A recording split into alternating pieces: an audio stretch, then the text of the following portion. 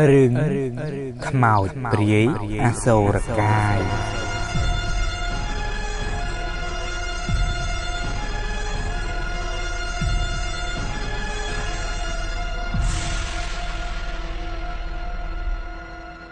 កាលពីព្រេងនាយមានរឿងដំណាលថានៅភូមិមួយតាមដងទន្លេមេគង្គមានខ្មោចព្រាយអសូរកាយឡោមអ្នកស្រុករាល់យប់មួយពេលមេឃងងឹតមានភ្លៀងខ្យល់លេីឡំនឹងផ្គររន្ទះផោងផាំងព្រមទាំងផ្លែកបន្ទោលច្បាក់ឆ្វែងពូសៅនិងកុមារសុកជាកូនក៏បានចេញទៅរកត្រីជាមួយអ្នកស្រុកស្រាប់តែខ្មោចព្រាយអសូរកាយចេញមកលងអ្នកស្រុកភ័យខ្លាចគ្រប់គ្នា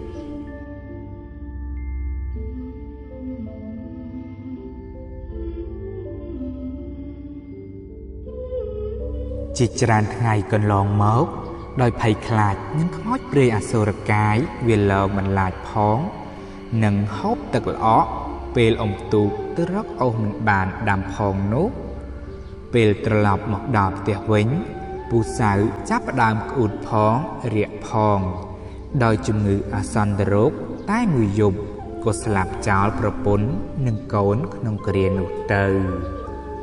ពេលនោះអ្នកស្រុកបាននាំគ្នាសែងសាកសពពូសៅយកទៅកប់ភ្លាមព្រោះតែខ្លាចឆ្លង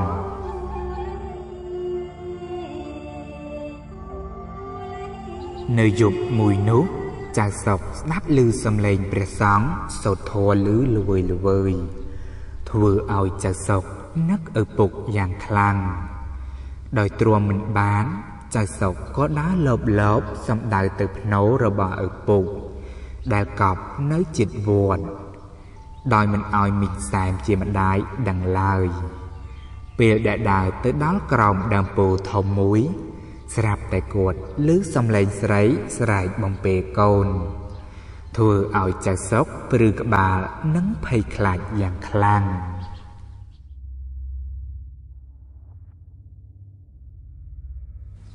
ចៅសុកកំពុងតែភ័យខ្លាចព្រឺក្បាលនឹងសំឡេងខ្មោចស្រីបំពេកូនដែលចងអង្រឹងនៅនឹងមែកពោនោះស្រាប់តែមានស្រីក្រមុំម្នាក់រត់បណ្ដើរស្រែកបណ្ដើរថាជួយផង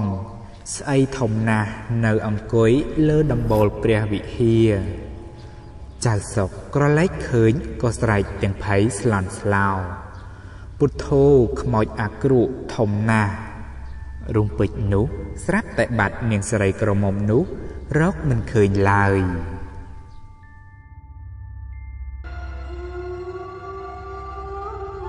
ពេលនោះទើបចៅសុកដឹងថានាងម្នាក់នោះពិតជាខ្មោចព្រាយបិសាចតាមលងបន្លាចហើយតែចិត្តមួយនឹកថានាងស្អាតណាស់បើបានធ្វើជាប្រពន្ធគ្មានស្រីណាល្អដូចទេកំពុងតែគិតដូច្នេះស្រាប់តែឮរទេះគោអ្នកភូមិត្រឡប់មកពីចំការវិញចៅសុកក៏រត់ឡើងលើរទេះទាំងភ័យអពេលនោះចៅសុកឃើញមឈូសអណ្ដែតកាត់ពីមុខរទេះគោយ៉ាងលឿនធ្វើឲ្យចៅសុកនិងអ្នកបរទេះព្រឺក្បាលសំពងហើយក៏បានបំបោលគោទៅមុខទាំងភ័យញ័ររន្ធត់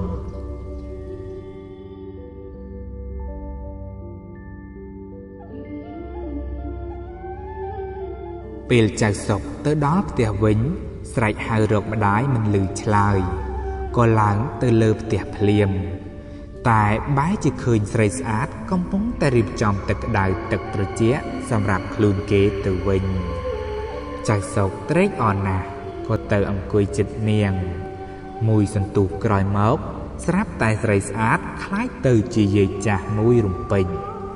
ចៅសុកភ័យណាស់ក៏លោតពីលើផ្ទះរត់ទៅពូននិងកំពតព្រៃ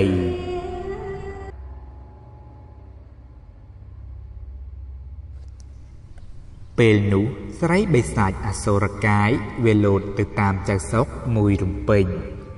ពេលនោះភាពច្របូកច្របល់ភ័យស្លន់ស្លោរបស់អ្នកភូមិទាំងចាស់ទាំងក្មេងខ្លះរត់ខ្លះជិះកង់មិនបង្អង់ឡើយពិតមែនតែអ្នកភូមិភ័យខ្លាចបិសាចអសូរកាយ ប៉ុន្តែចៅសុកនៅតែគិតថាស្រីបិសាចនោះគឺជាស្រីក្រមុំរូបស្អាតដដែលឆ្លៀតពេលដែលអ្នកស្រុករត់ពេញភូមិ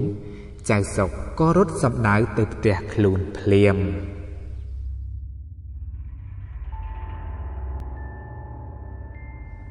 ពេលឡើងទៅដល់លើផ្ទះចៅសុកភ័យផងអរផងពេលឃើញម្ហូបរៀបចំរួចស្រេចនៅក្នុងថាសចៅសុកឆ្ងល់តើម៉ែឬនាងក្រមុំរូបស្អាតអ្នករៀបចំម្ហូបកំពុងតែឆ្ងល់ស្រាប់តែនាងស្រែកហៅបងប្រុសពិសាបាយចៅសុកក៏ចូលហូបបាយពីអ្នកនាងក្រមុំយ៉ាងឆ្ងាញ់ហូបបាយបណ្ដើឆ្ងល់បណ្ដើតើម៉ែទៅណាតើនាងក្រមុំរូបស្អាតនេះជាកូនចៅអ្នកណា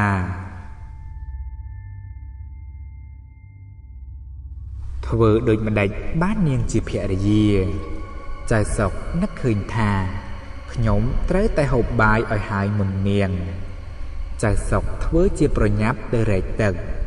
តាមពិតចៅសុកឆ្លៀតឱកាសតាមលោកមើលនាងពីព្រោះចៅសុកឆ្ងល់ថាតើនាងក្រមុំនឹងជញ្ជូនអោសដាក់លើផ្ទះបាយដោយវិធីណាមិនក៏រហ័សម្លេះភ្លាមនោះចៅសុកក្រឡេកឃើញនាងក្រមុំរូបស្អាតកំពុងតែលានអណ្ដាតវែងឡើងទៅត្រកងបាច់អុសពីក្រោមផ្ទះដាក់នៅលើផ្ទះបាយចៅសុកទៅជាស្រឡាំងកាំងស្ទើរតែសន្លប់បាត់ស្មារតីរកអ្វីនិយាយមិនចេញប៉ុន្តែគេមិនហ៊ានរត់ក្នុងពេលនេះទេគឺសំងំរងចាំចិត្តភ្លឺទើបអាចរត់គេចពីស្រីបិសាចនេះបាន